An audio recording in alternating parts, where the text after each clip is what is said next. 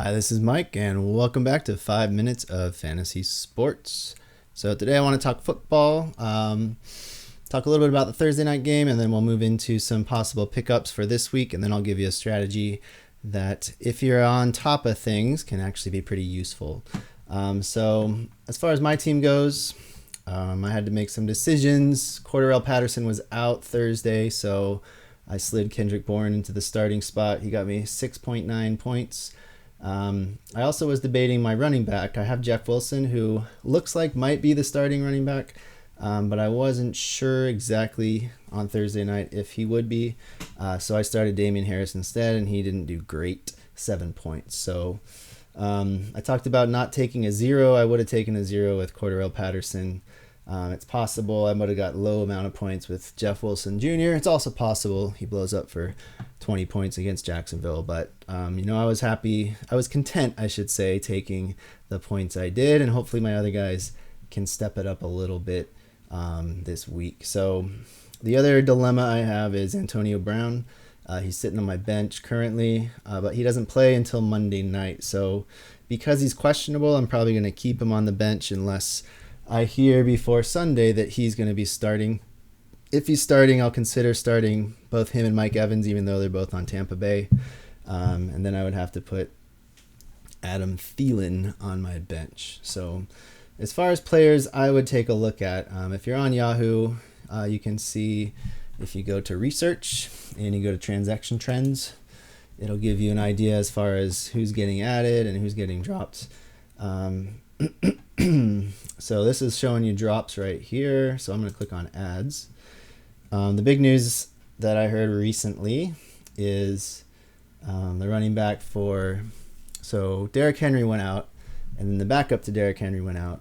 And so the guy who's starting now is, I don't see him on this list. He actually just got added in my league. So let me go to the transactions here. And the thing I like about my league, we've all been playing together for a while. So it's a pretty active waiver wire. People are on top of their fantasy news. So Deontay Foreman is the guy I would look at adding if I was you. He's not going to be Derrick Henry by any means. There's a reason Derrick Henry starts, because he's dominant. But Tennessee normally has a pretty run-heavy offense, and they're also playing Houston this week. So I would consider adding as many Tennessee players as possible, just because, Houston has a lot of problems. They don't just have a problem, like they said in Apollo 13. They have a lot.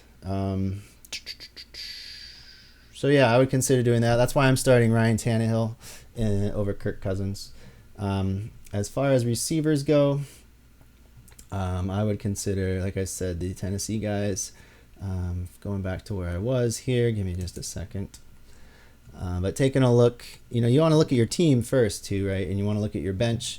And one thing you can do, just take a look. Robbie Anderson, that was the guy I was looking for. I was thinking about adding him just because Cam Newton is coming back. So Cam Newton played last week. The first two possessions of Cam Newton, he ran for a touchdown, and then he threw for a touchdown. So that was 10 points in my league right off the bat from 2 plays. Not too bad. And I've heard they're giving him the starting nod as well. So that's a good thing. Robbie Anderson might get a little bump from that as well. But what I would suggest doing, so we're in right now, we're in week 11. But if you can, take a look ahead at the next week and the projections for next week. So take a look at the week 12 projections. You can look for players that are projected to score a lot. So say if you're having a need or you have a bye coming up. We're in week 11. You can get a head start and take a look at week 12. So fantasy points for running backs, they got David Johnson, Mike Davis, Brandon Bolden, Jamal Williams. I would say from all these, Jamal Williams looks like the best person to target. Jeremy McNichols will probably be back next week. He has a concussion, so usually that's not a 2-week thing. And he has until next Sunday to recover. So he would be the starting running back most likely. And then he's on his bye, so then he, would start the rest of the way. So I think if you can survive the week 13 bye for your backup running back, I'd say he's a good add. I had to drop Madison. I wasn't too happy about that. Alexander Madison, he's a great backup to Dalvin Cook, but I needed players that I was going to possibly play this week. So for me, it was something I kind of had to do. So it's good to look over. Another person I would consider is Miami, whoever is on Miami. So Tua was available in my league, the quarterback, and also I don't know when he's supposed to be back, but Will Fuller, if he ever comes back, would be a good person to look at possibly adding for the rest of the season.